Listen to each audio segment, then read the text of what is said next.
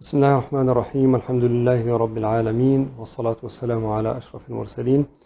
أحييكم بتحية الإسلام. I am أيمن محمد بكر. السلام عليكم ورحمة الله وبركاته. So in this video I'm going to continue what I have discussed in the previous video. We will be speaking about now the management of credit risk and from the perspective of Islamic financial institutions. So let's start على بركة الله.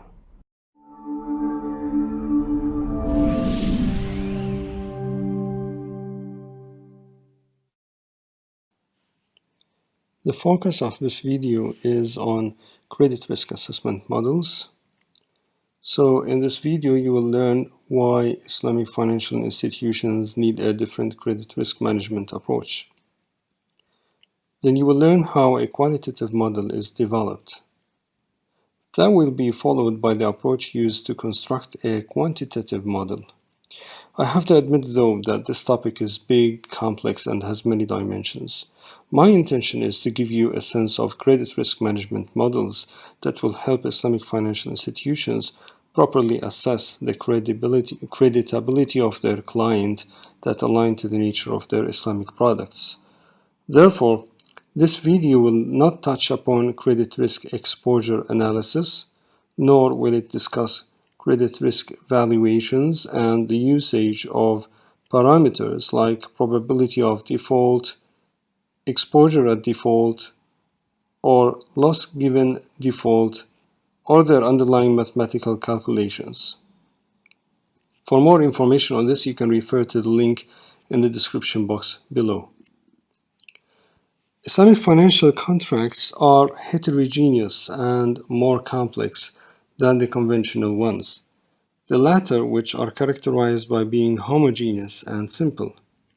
Islamic contracts are varied and many, contracts that you do not find in conventional ones that mainly depend on interest-based lending. For instance, sale with deferred payment, murabaha, leasing, ijara, sale with deferred goods, salam, profit loss sharing, silent investment, mudaraba, etc. Therefore, the estimation of expected losses from Islamic financial contracts are relatively more complex. That implies that conventional credit risk models and rating are inappropriate for Islamic financial institutions.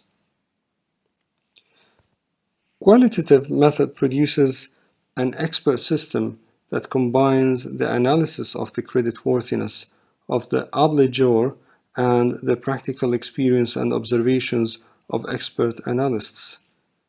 We will discuss how the model works. The experts are rating the obligor based on predefined qualitative creditworthiness characteristics, together with some additional information like type of contract and market conditions, plus factors that may influence the client's behavior. These range, for example, from very good to insufficient. These ratings are then linked to a risk value that is defined qualitatively from low to high. The risk values correspond to a quantitative scale of grades that drive those risk levels, for instance, from 1 to 5. The individual grades are aggregated to produce an overall assessment. Basically, this model involves developing qualitative criteria that will allow experts to evaluate the client's behavior under certain circumstances that may influence his ability to fulfill his promises. Developing such criteria is a challenge. For example, let's take murabaha as an example. In murabaha, the client buys a good like a car from the bank on deferred payment with pre-agreed scheduled installments. The challenge is how to identify the qualitative criteria that will enable the experts to assess whether the buyer will be able to comply with the agreed installment payments on time and thus be able to predict if that buyer is going to default or not. This applies to other Islamic contracts also. In leasing contracts, you need a criteria to assess whether the lessee, who is the bank's client, is going to fall into early leave or not. Quantitative-based model is based on statistical qualifications and measures.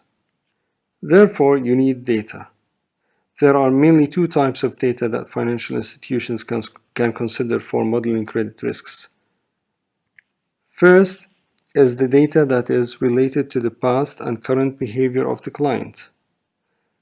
Second is the data that defines the losses of the associated risks. Since such a model is statistical based, then it is built on assumptions. Consequently, once constructed, the model has to be validated in order to make it as close to reality as possible. I'm not going to go into details, but I will give you the holistic picture involved in developing such a model. Typically, constructing quantitative models goes through the following process: identifying the availability and accessibility of historical data, data clearance, unification, and selection to be used for credit financial risk. Then we have simulating data used for the credit financial risk analysis. For example, like shocking historical data based on certain scenarios or mathematical approaches to generate a different set of behaviors to determine the credit worthiness of the obligor. Third, determination of model methodology. It can be based on empirical methodologies, statistical methodologies, or a hybrid of the two. But if we go into a hybrid of the two, then we are talking about a third model, which is hybrid model. Then the parameters used in constructing the model should be scientifically established. The performance of the model and the stability of the parameters should be validated constantly. Sixth, findings that are drawn should be carefully analyzed based on the appropriateness of the model and chosen confidence intervals. However, there are several challenges that Islamic financial institutions face when attempting to develop quantitative-based models.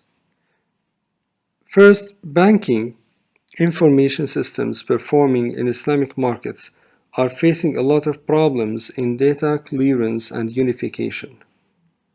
Second, culture in certain Islamic regions can affect the accessibility of information data related to clients' behavior or information data related to losses that the client might have incurred due to credit risk.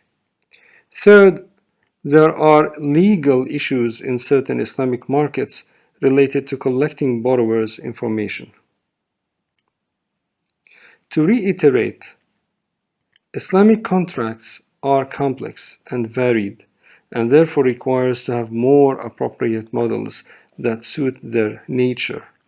In qualitative models, the criteria developed should be such that they help assess the credit worthiness of clients involved with Islamic products like murabaha, ijara, istisna, salam, mudaraba, musharaka.